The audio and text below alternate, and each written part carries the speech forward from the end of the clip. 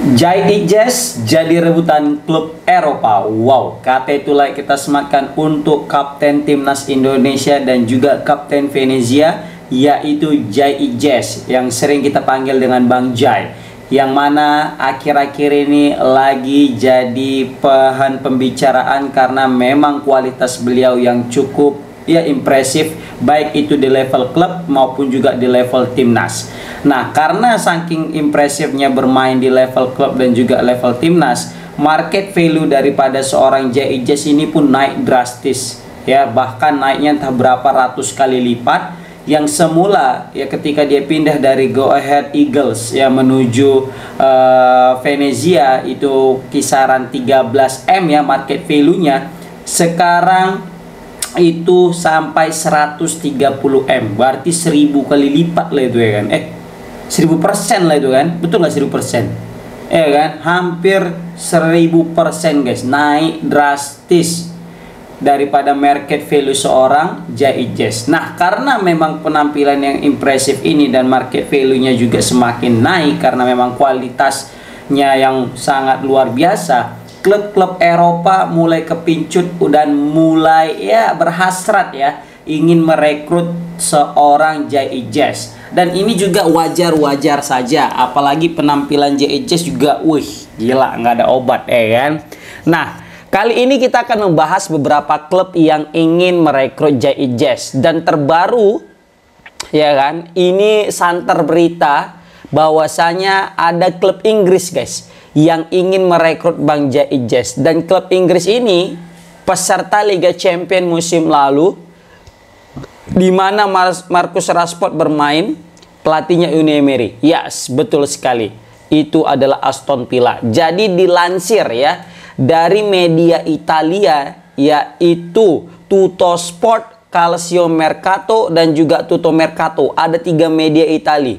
Aku yang paling kenal ini Tuttosport. Kenapa aku kenal kalimat Tuttosport? Inilah media yang pertama kali di Italia memberitakan tentang pemecatan STY dan Erick Thohir pengen ganti pelatih. Jadi biasanya kalau udah Tuttosport ini ngomong, kemungkinan besar bisa akan terjadi dan memang akan terjadi. Kayak kemarin nih, media Italia bahas STY bakal dipecat, Erick Thohir mau ganti pelatih yang dari Eropa. Semula orang hanya menganggap itu berita burung, itu berita biasa-biasa aja lah, nggak mungkin lah Pak Erick Thohir ganti STY. STY juga baru menang kok sama Arab Saudi. Ya banyak orang nggak percaya, termasuk aku orang yang mungkin bisa kita bilang nggak percaya juga, apalagi media Tuttosport apa itu gitu kan. Ya maksudnya tidak terlalu mentereng lah kalau di telinga pecinta sepak bola Indonesia mungkin kan. Ternyata kan lambat laun berita itu makin kencang. Pertama Erick Thohir mau ganti pelatih, kedua pelatihnya pengen dari Eropa. Nah, itu semua berawal dari Tuttosport. Ternyata di bulan Januari kemarin, betul aja guys, berita yang biasanya kita anggap itu berita burung, yang mungkin kita anggap hanya mencela-mencela, alias kita pikir ya nggak mungkin lah gitu kan, paling berita bohong, ternyata itu berita benar. Dan betul saja Erick Thohir ya kan selaku ketua umum PSSI langsung memecat STY dan menggantinya dengan seorang Patrick Kluivert. Wow. Nah, di sini berarti kan benar nih berita yang dilansir sama Tuttosport nih. Jadi di sini Tuttosport ngabarkan bahwasanya Aston Villa ikut berburu Jai Jazz. Berarti secara tidak langsung berarti berita ini benar nih. Kan karena melihat daripada track record daripada Tuttosport mengabarkan berita tentang pemain Indonesia dan sepak bola Indonesia kayaknya rata-rata benar terjadi. Jadi kayaknya ini bisa jadilah salah satu indikator kita percaya Jai Jazz ini sedang diburu Aston Villa. Walaupun tidak 100% ini benar-benar ada, tapi setidaknya dengan berita yang dilansir sama Tuttosport ini bilang Aston Villa rekrut Bang Jai, kita sedikit percaya bahwasanya memang Bang Jai lagi dilirik oleh beberapa klub dan jadi rebutan klub-klub Eropa. Dan itu wajar-wajar saja. Sebelumnya udah ada Udinese, Torino, Fiorentina, bahkan dulu yang paling santer bukan klub itu, tapi apa? Inter Milan dan juga AC Milan. Dulu itu paling sering berita tentang ketertarikan kedua tim itu kepada Jai Jazz. Tapi lambat laun berita itu hilang. Muncul lagi Juventus, lambat laun hilang. Tapi sampai sekarang yang masih terus hidup gosip tentang Jai ini adalah Torino, Udinese, dan Fiorentina. Dan muncul lagi sekarang Aston Villa. Nah, gila gak tuh? Ada pemain Indonesia, pemain yang mungkin bisa kita bilang kalau pemain Indonesia itu biasanya merebut di Liga Indonesia atau mentok-mentok Liga Malaysia atau Liga Thailand, sekarang jadi perebutan klub-klub Liga Eropa, baik itu Liga Inggris maupun Liga Italia. Bangga nggak kita itu? Bangga guys. Ada pemain Indonesia yang jadi rebutan klub Eropa. Nah, yang jadi pertanyaan ini, kemana nih Bang Jai ini akan berlabuh? Kan gitu. Nah, kalau kita bicara Udinese kemarin ternyata udah sempat melayangkan tawaran resmi guys. Nah, tawarannya juga lumayan ya untuk pemain sekelas pemain Indonesia ya. Itu dia menawarkan kisaran 5 hingga 6 juta euro atau mungkin kisaran antara 80 hingga 100 miliar guys. Nah, ini cukup besar ya nominal untuk pemain Indonesia yang mau ditransfer guys biayanya. Wah. Ternyata yang di luar prediksi orang-orang, Venezia menolak guys. Jadi Venezia nganggap nominal itu terlalu kecil untuk seorang kapten mereka yang tampil luar biasa di musim lalu. Karena mereka tidak menginginkan 5 hingga 6 juta, tapi mereka pengen 10 juta euro atau kisaran 190 miliar. Nah, karena Venezia minta 190 miliar, pihak Udinese ini merasa keberatan. Venezia minta cepet 90, mahal kali lah ini untuk Jai nih, katanya gitu kan. Mungkin kalau untuk tim-tim sekelas AC Milan, Inter Milan, atau mungkin kayak Juventus, klub-klub Liga Italia yang besar ya, atau mungkin Napoli ya, atau mungkin kalau di Liga Inggris kayak MU, kayak Chelsea ya kan, kayak Liverpool, nominal kisaran 5-6 juta ya bukanlah transfer yang cukup mahal. Easy gitu kan. Tapi mungkin kalau sekelas Udinese ya bisa masuk akal juga. Ini 10 juta itu terlalu mahal bagi mereka. Sehingga mereka menganggap ini apa ya bisa kita bilangnya, suatu pemerasan ya kan, mahal lali. Udahlah kami cari yang lain, pikir Udinese. Terakhir Udinese pun nggak mau untuk merekrut back daripada Venezia ini guys. Dan terakhir katanya Udinese, berita terakhir udah mulai angkat tangan dan mulai merelakan seorang Bang Jai. Nah, muncul lagi klub kedua yaitu Torino. Nah, Torino ini melalui Dirteknya ya kan.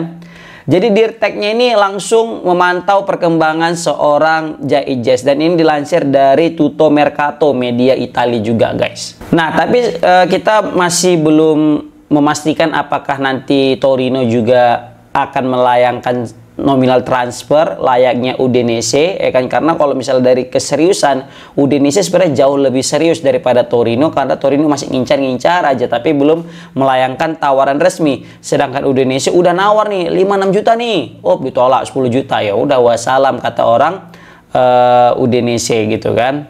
Nah, kali ini yang muncul beredar Aston Villa.